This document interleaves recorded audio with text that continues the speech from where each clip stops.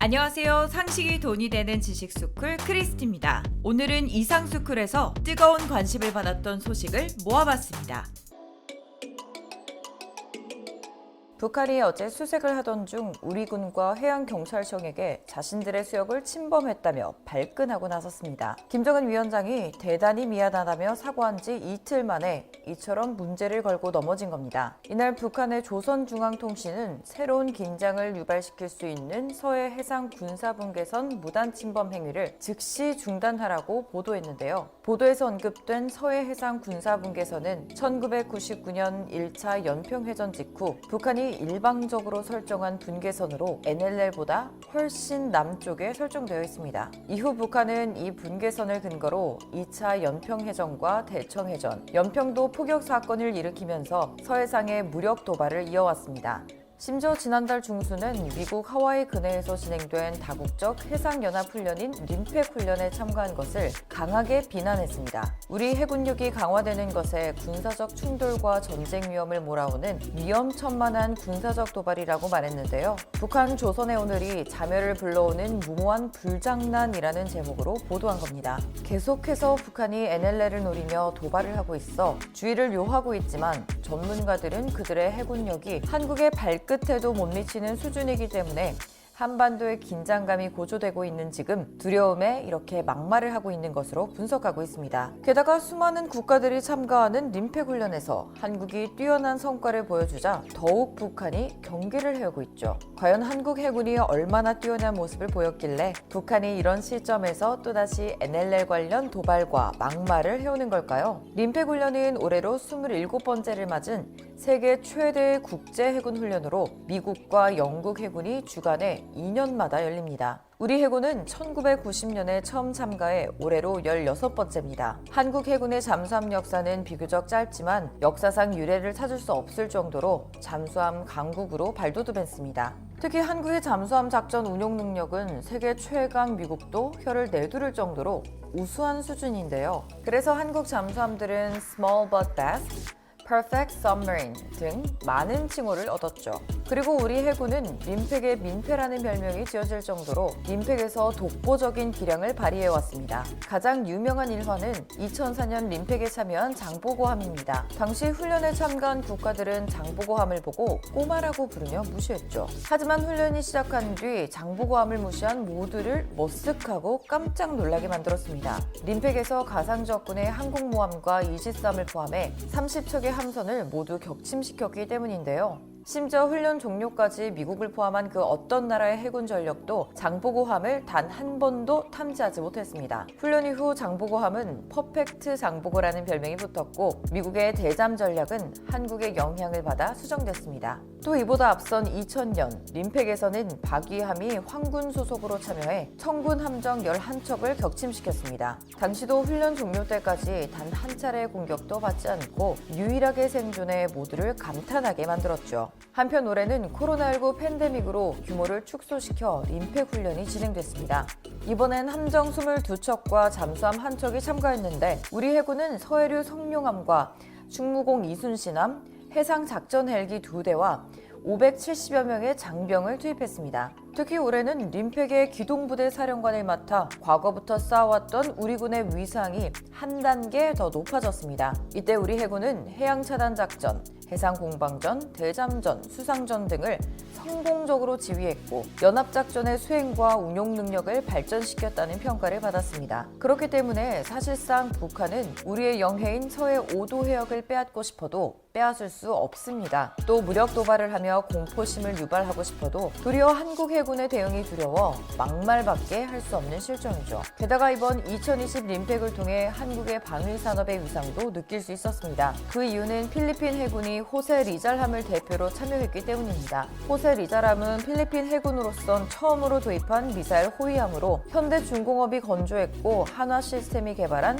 FFX 배치 2급의 전투체계가 탑재됐습니다. 있습니다. 현재 필리핀은 해군의 현대화 사업을 추진하고 있는데 호세 리자람과 함께 안토니오 루나도 현대 중공업에 주문했고 안토니오 루나는 내년 2월에 필리핀으로 인도될 예정입니다. 호위함 2척에 대한 사업비는 총 4천억 원으로 비교적 적은 규모이지만 앞으로 개량이 계획돼 있고 추가적인 프로젝트도 예상되고 있어 한국 방위 산업계의 기대가 한껏 높아졌습니다. 게다가 앞서 말한 림팩에서의 성과 덕분에 한국 잠수함에 대한 수출 역시 더 활발해질 것으로 기대되는데요. 이미 국산 잠수함은 해외에서 긍정적인 평가를 받고 있습니다. 인도네시아는 2011년 장보고급을 개량한 1,400톤급 잠수함 3척을 도입한 데 이어 지난 4월에 추가로 3척을 더 발주했습니다. 그리고 한국은 잠수함에 대해 교육을 받던 나라에서 교육을 하는 국가로 변모해 이제는 10개국 대상으로 국제 잠수함 과정을 운영 중이죠. 또 잠수함과 잠수함 운영 교육까지 패키지로 해외에 수출하면서 잠수함 5대 수출국으로 입지를 다졌고 최근에는 9조 원 규모의 인도 잠수함 수주도 추진하고 있습니다. 큰손 중 큰손인 인도에서도 한국 잠수함에 관심을 보이고 있습니다. 현재 인도의 잠수함 전력은 잠수함 발사 탄도미사일을 탑재한 전략 원자력 잠수함 아리한트급을 자체 개발해 2척을 배치하고 있는데요. 이를 지원하는 공격용 원자력 잠수함으로 러시아제 아쿨라2급 한 척을 임차해 운영 중이지만 결국 실질적 주력은 재래식 잠수함 14척입니다. 그래서 인도는 노후화된 잠수함을 18척의 신형 AIP 잠수함으로 대체하는 차세대 잠수함 사업을 진행하고 있습니다.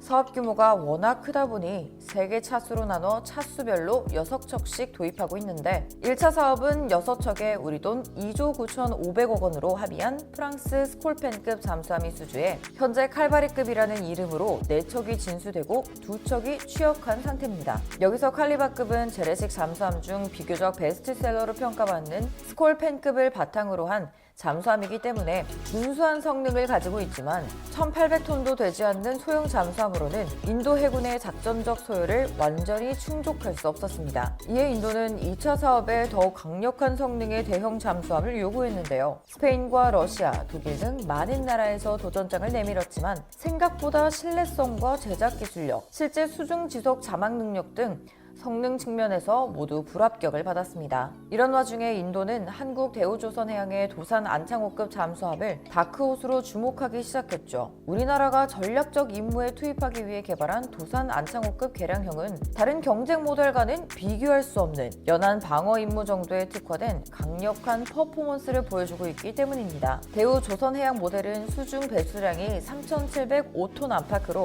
이번 경쟁 모델 가운데 스페인 나반티아의 S80 플러스 다음으로 큰데요. 범한에서 개발한 고성능 연료전지를 탑재해 1개월에 가까운 수중 지속 잠합 능력도 가지고 있습니다. 즉 이미 지속 잠합 능력에서부터 경쟁 모델과 비교가 되지 않는 수준인 겁니다. 잠합 속도 역시 20노트로 경쟁 모델 중 가장 빠르고 고품질 HY100 고장력강을 사용해 300급까지 안정적으로 잠함할 수 있는 우수한 잠합 능력도 갖췄습니다.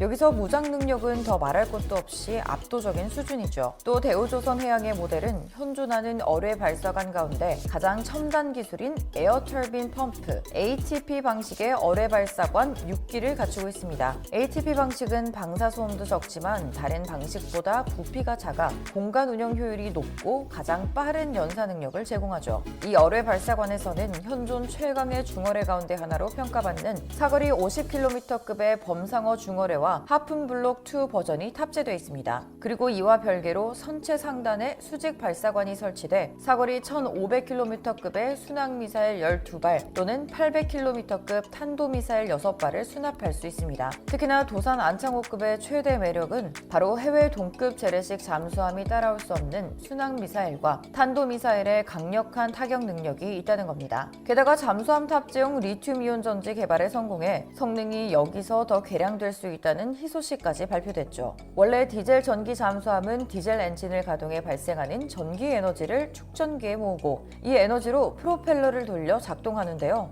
이 축전지의 성능은 잠수함의 성능과 직결됩니다. 하지만 지금까지 축전지로 사용된 납축전지를 리튬이온 전지로 교체하면 작전 시간이 크게 늘어날 수 있습니다. 또 리튬이온 전지 적용으로 수중지속 항해 능력과 고속기동 시간이 늘어나고 건전지 수명이 2배 이상 연장되는 건 물론 유지, 보수 등 편의도 개선되죠. 이 업그레이드된 도산 안창호급 잠수함은 다가오는 2026년 해군에 인도돼 전력화될 예정입니다. 여기서 끝이 아닙니다. 한국은 조선 기술과 함께 첨단 기술, 특히 대용량 에너지의 저장 시스템인 리튬 배터리 분야에서 세계 최고 경쟁력을 가지고 있는데요. 이를 통해 빠르게 성능이 좋은 잠수함 건조를 할 수 있었고 동남아 국가들이 한국의 잠수함을 수입해가고 있습니다. 바다를 제패하는 사람이야말로 세계를 제패할 수 있다. 북한은 이번에도 우리의 영해인 서해 5도를 넘보며 지속적으로 도발과 막말을 하고 있습니다. 그리고 일본과 중국, 러시아 등 강대국들 사이에서도 우리 바다를 지켜야 하죠. 이에 한국은 꾸준히 힘을 키워왔고 그 결과가 세계 군사력 순위 6위로 랭크됐습니다. 그만큼 해군력 역시 계속해서 성장하고 있고 오늘도 우리 해군은 대양 함대로 나아가기 위한 구슬땀을 흘리며 해양 주권과 안보를 지키기 위해 싸워나가고 있습니다. 실제로 우리 군의 우수한 전력뿐만 아니라 방위 산업의 위상도 보여주며 한국의 입지를 굳혀나가고도 있죠. 그렇게 이제 북한이 더 이상 도발할 엄두도 못 내게 그 어떤 나라도 우리의 해양 주권을 감히 탐내지 못하도록 만들어야 합니다. 여러분도 우리 대한민국이 더욱더 강해져 국민의 안보를 수호하는 것뿐만 아니라 전 세계 바다의 평화를 지키는 리더가 될 거라고 생각하시지 않나요? 북한은 탄도미사일 발사와 관련해 어떠한 형태의 기술 협력도 금지되어 있습니다. 하지만 여전히 정신을 못 차리고 국제 평화를 위협하는 민폐짓을 행하고 있는데요. 로이터 통신에 따르면 이란과 북한이 장거리 미사일 분야의 협력을 재개했습니다. 만약 보도 내용이 사실이라면 북한은 유엔 안전보장이사회의 대북 제재 결의 등을 비롯한 관련 규정들을 사실상 위반한 겁니다. 심지어 북한은 어떻게든 편법과 불법적인 방식으로 외화 수입을 하고 있었는데요. 그중 하나는 저렴한 수주 가격을 앞세워 아프리카에 동상 건립을 하는 겁니다. 즉 상대적으로 감시망이 느슨한 아프리카에서 조형물 제작 대금을 통해 불법 외화를 벌여들이고 있었던 거죠. 그렇게 벌어들인 수억 달러는 핵미사일 개발 자금으로 전용될 가능성이 높아 국제사회의 우려가 커지고 있습니다. 게다가 북한이 미국 재무부의 제재를 받던 2008년부터 2017년 사이엔 유령 회사를 활용하거나 중국 기업의 도움을 받아 미국 유명은행을 거쳐 1억 7천만 달러, 우리 돈 약 2,034억 원을 돈 세탁한 정황이 드러났습니다.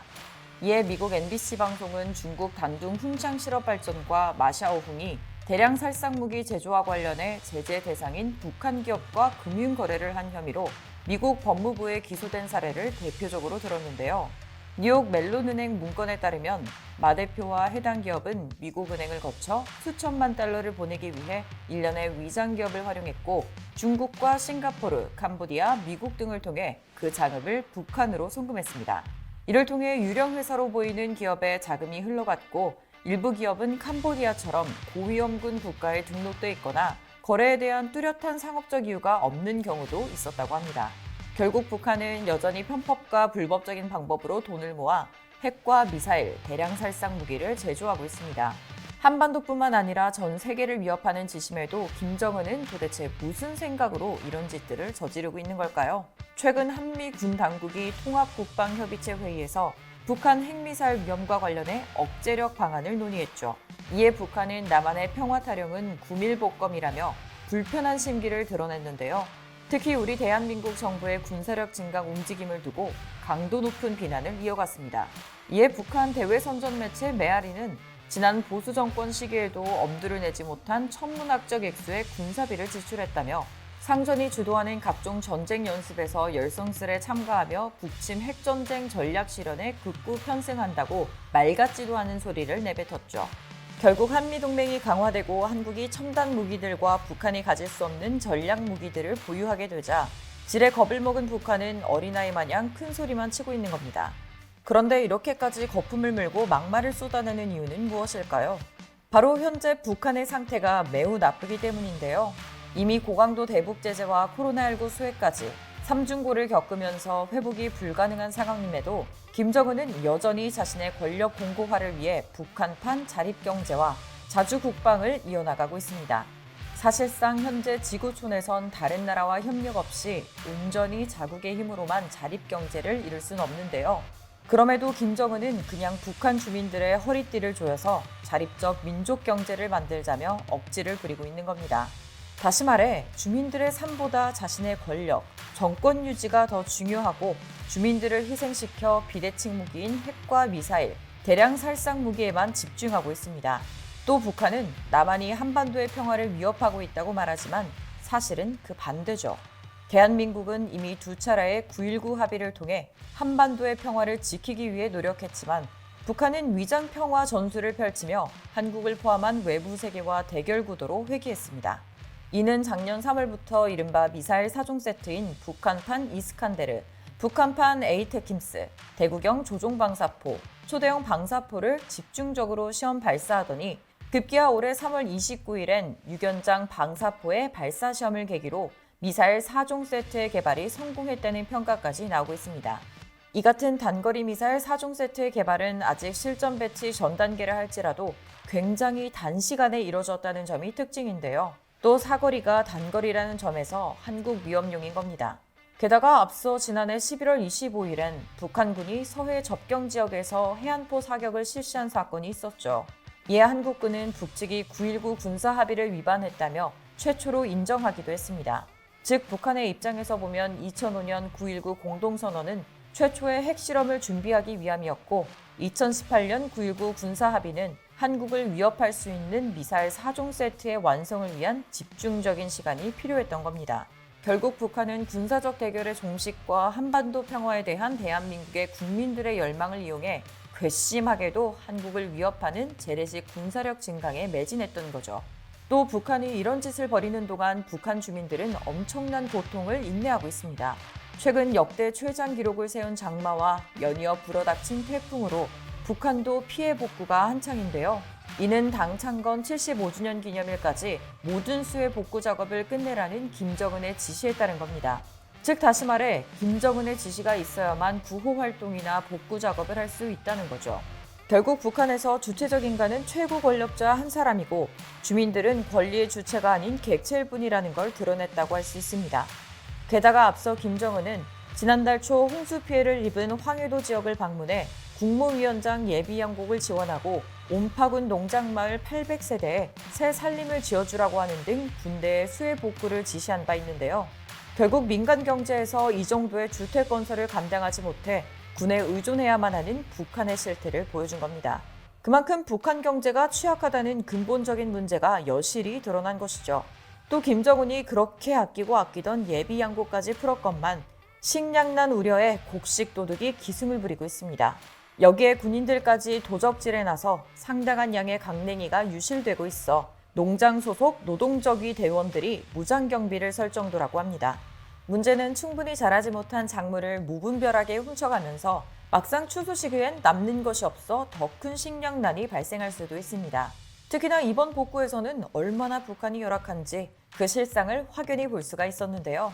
노동신문은 함경북도의 태풍 피해 현장으로 보내는 중요 물자를 수송하기 위한 임시다리가 함경남도 단천시 북천에 설치됐다며 관련 사진을 함께 게재했습니다. 사진을 보면 수십 명의 남녀가 아무런 장비 없이 맨손과 밧줄만으로 작업하고 있죠. 그저 몇 세트의 지게차와 부교만 있으면 해결될 일을 그야말로 맨몸으로 정면 돌파전을 벌이는 웃기면서도 슬픈 광경인 겁니다. 이러한 심각한 상황에 오히려 국제사회에서 북한의 대기근을 걱정하고 있지만 김정은은 자신의 권위가 흔들릴까 걱정하며 국제사회의 지원을 거부하고 있죠. 그런데 여기서 의문점이 생기는데요. 김정은은 평소에는 북한 주민들을 발톱의 때만큼도 신경 쓰지 않았으면서 왜 갑자기 수해 복구에 올인하는 척 연출을 하고 있는 걸까요? 궁금증을 해소하려면 우선 북한의 겉과 속이 다른 체제 속성을 간파해야 합니다. 북한의 그럴듯한 말이나 연출된 영상, 선전, 선동에 이끌리기보단 그 속내와 행간의 의미를 읽어내는 게 아주 중요하죠. 요즘 수해 복구 현장을 찾아가며 연출된 애민 메시지를 쏟아내는 김정은의 행보도 마찬가지입니다. 태풍 피해를 본 황해북도 강북리를 찾은 김정은은 북한군이 동원된 복구 현장을 둘러보면서 부유하고 문화적인 사회주의 농촌으로 전변시키기 위한 책임적이고도 중요한 사업에 국가적인 지원을 대폭 증가해야 할 것이라고 강조했습니다. 그리고 새로 지어진 건물을 보며 만족스러워했죠. 하지만 주택 내부로 들어가 보니 방문짝이나 창틀은 낡고 조잡했습니다. 마치 수해 현장에서 무너진 집을 정리하며 가져온 것이거나 다른 지역의 것을 재활용하는 듯 했는데요. 김정은이 직접 챙기며 주민에게 공언한 선물주택의 문짝 하나 제대로 만들기 어려울 정도로 만신창이가 된 북한 경제의 민낯이 드러난 순간입니다. 이런 실상은 타 지역의 수해 복구 현장도 크게 다르지 않은 만큼 속을 들여다보면 고리타분한 수해 복구 민생 챙기기 쇼에 불과한 겁니다. 그럼에도 김정은은 여전히 수해 복구에 올인할 기세입니다. 자신이 내놓은 정책 노선이나 야심찬 프로젝트가 모두 물거품이 돼버렸기 때문에 이참에 벌충하겠다는 겁니다. 또 자칫 민심의 이반을 부를 수 있는 재난 상황을 적극 활용해 간부들에 대한 책벌과 신속한 복구 지시, 현장 지휘 등으로 민심 챙기기 코스프레에 나선 분위기도 감지됐죠. 게다가 앞서 설명했던 불법적인 돈을 모으던 수단도 사라지고 있습니다. 북한 소속 사이버 해커 간부 2명이 금융 해킹으로 얻은 외화 현금을 소지한 채 북한으로 귀국하던 중 행방이 묘연해졌는데요. 이들이 소지한 외화는 수백억에 달하는데 이는 김정은의 개인 금고로 들어가던 돈이었습니다. 극대노한 김정은은 이들을 무조건 체포하라는 명령을 내렸고 북한 보위부가 중국에 대거 파견돼 체포에 나섰을 정도로 매우 급박한 상황이 만들어진 겁니다. 이렇게 혼자 똥줄이 타는 북한과 달리 우리 대한민국은 세계적인 수준의 국격을 갖췄죠. 수많은 나라의 지도자들이 국가 생존과 경제를 위해 한국의 노하우를 배우고 또 한국과의 협력을 위해 러브콜을 보내고 있는데요. 한국의 기업들은 코로나19에 대처할 백신 개발과 인공지능, 전기차, 반도체, 바이오 등 차세대 먹거리를 만들고 찾느라 동분서주하며 전 세계 시장을 리드하고 있습니다. 김정은의 어느 참모가 냉면이 목구멍으로 넘어가냐며 냉대했던 그 한국의 기업들이 지구촌 중심에 서 있는 겁니다. 이쯤에서 북한은 어디서부터 문제가 생긴 건지 되짚어볼 필요가 있습니다. 그리고 더 늦기 전에 망설이던 개혁과 개방의 길도 걸어야 할 텐데요. 물론 지금의 북한 상태라면 절대 변하지 않고 불보듯 뻔하게 스스로 자멸할 것 같지만요. 그래도 지금이나마 북한이 자신들의 권력 유지만을 생각하지 않고 비핵화를 이루어 한국과 협업해 적대 관계를 청산한다면 전 세계적인 민폐국에서 한 발자국 벗어날 수 있고 한반도의 평화까지 이룰 수 있다는 걸 깨달았으면 좋겠다고 생각하시지 않나요? 일본 도쿄올림픽 조직위원회가 코로나19 백신이 개발되지 않더라도 내년 여름엔 예정대로 올림픽을 개최할 거라 밝혔는데요. 대신 바이러스 발생이 없거나 통제되고 있는 국가의 선수들이 출전할 것이라고 말했습니다. 또 올림픽에 나설 206개 팀을 위해 엄청난 작업이 진행되고 있다고 덧붙였죠. 이에 IOC와 2020 올림픽 조직위원회 관계자들은 올림픽 연기에 따른 비용을 최소화할 방안을 논의하고 있지만 코로나19의 사태가 지속되면서 결국 올림픽 관중 인원을 제한할 수밖에 없는 상황입니다. 무토 도시로 도쿄올림픽 사무총장은 유효한 백신이 내년까지 개발된다면 이로운 일이겠지만 백신은 올림픽을 치르는 것의 전제 조건은 아니다라며 선수들과 이해관계자 모두를 위한 안전 방안을 논의 중이라고 밝혔습니다. 현재 논의 중인 방안으로는 관중 간 사회적 거리 두기, 마스크 착용, 코로나 검사 등이 있고 이달 초에는 출입국 관리와 PCR 테스트에 대한 논의도 이뤄졌죠. 그런데 도쿄올림픽은 개막 예정인 내년 7월 23일까지 약 10개월 남은 상태에서 이런저런 방안을 내놓고 있지만 정말 큰 문제는 일본의 코로나 진단 능력이 정말 형편없다는 겁니다. 실제로 확진자가 8만 명을 돌파하고 있지만 일본의 검사 건수는 다른 나라에 비해 월등히 떨어지고 이번에 일본에서 완치 판정을 받고 국내에 온 사람이 다시 양성 판정을 받은 일까지 있었습니다.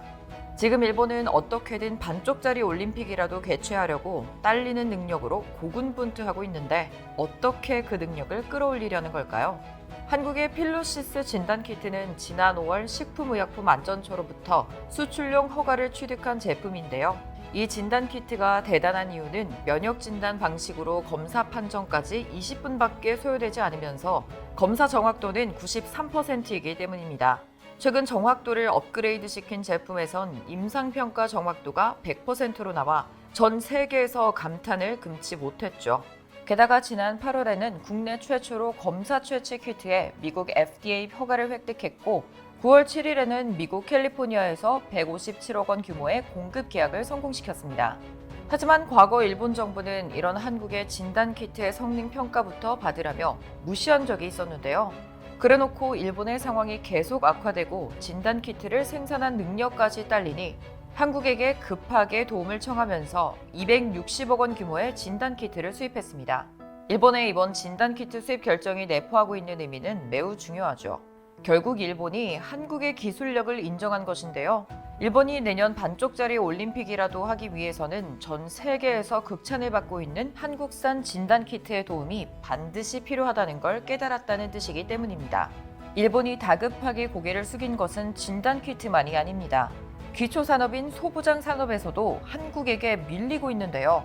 작년 여름 일본의 부당한 수출 규제로 큰 타격을 받은 한국의 소부장 산업은 자립의 필요성을 뼈저리게 느꼈습니다. 일본은 이 기회로 한국을 잡으려 했지만 오히려 우리 정부와 기업은 한국이 소부장 강국으로 도약할 수 있도록 하는 의지를 불사르게 만들었죠. 그 결과 불화수소가스와 불화폴리이미드의 국산화에 성공했고 올해 7월에는 소부장 2.0을 발표하며 포스트 코로나 시대의 글로벌 공급망 재편에 선제 대응할 수 있었습니다. 또 미래시장 선점을 위한 공세적인 중장기 전략도 내놓았죠. 이렇게 한국이 위기를 극복하면서 도리어 더 큰 타격을 받은 일본 기업들은 일본에서 도망쳐 한국으로 들어오는 모습을 보였는데요. 일본 내부에서조차 징용 판결 맞대응으로 수출 규제를 택한 건 잘못된 판단이었다며 원망하고 있습니다. 게다가 한국의 소부장 산업 강화 정책에 발맞춰 또 하나의 국산화 성과를 냈죠. 한화그룹의 전자장비 제조회사인 한화정밀기계와 SK하이닉스가 그 주인공입니다.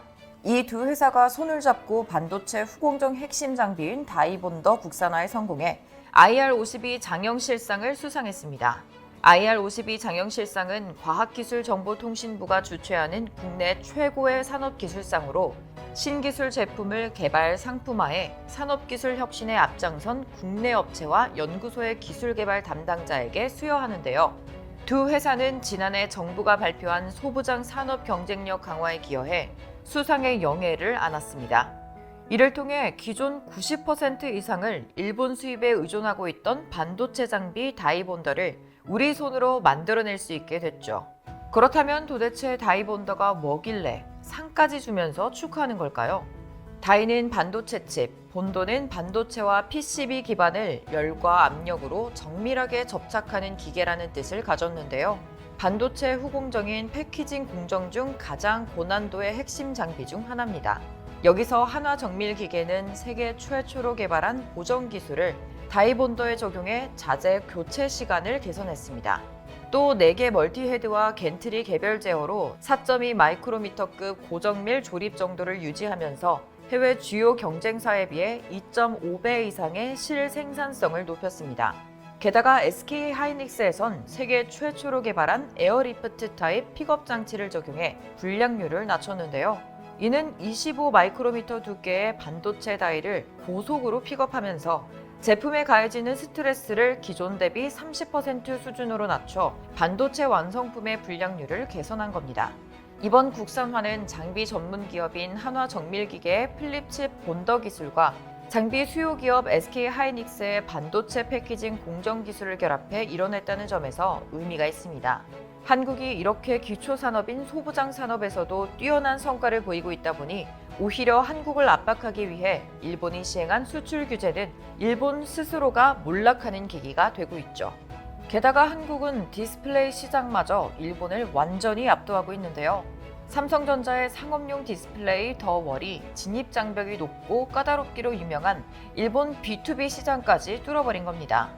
특히 일본 디스플레이 산업의 자존심이었던 JDI가 무너진 이후 쓸데없는 자격지심 때문에 한국 디스플레이 산업을 애써 무시해왔지만 삼성전자의 초격차 제품을 마주한 현지 기업들은 결국 한국의 기술력에 빠져들었죠.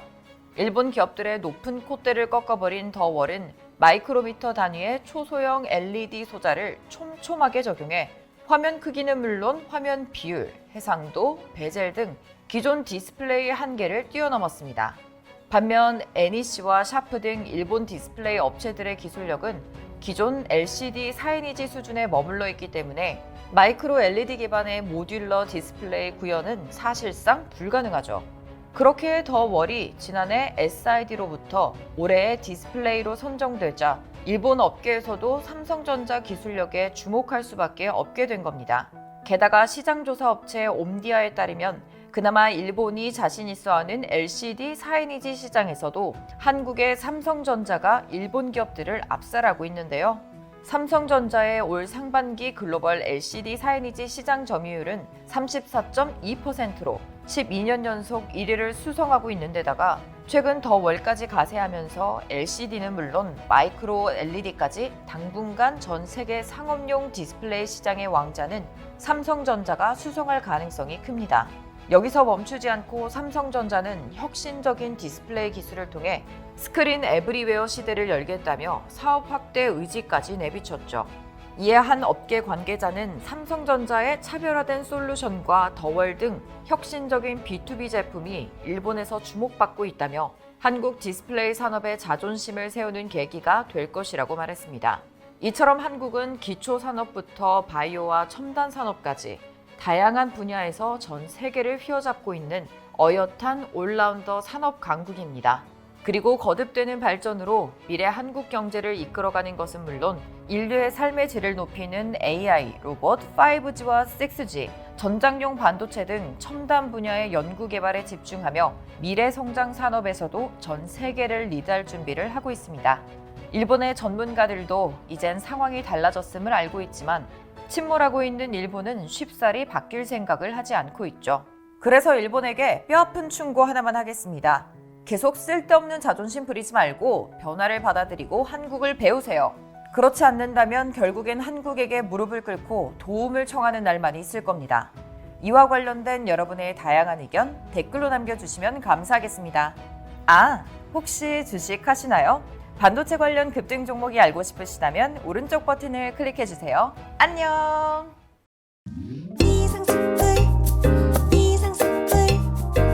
주식을 모르면 이상스쿨. 주식 모르니? 이상스쿨.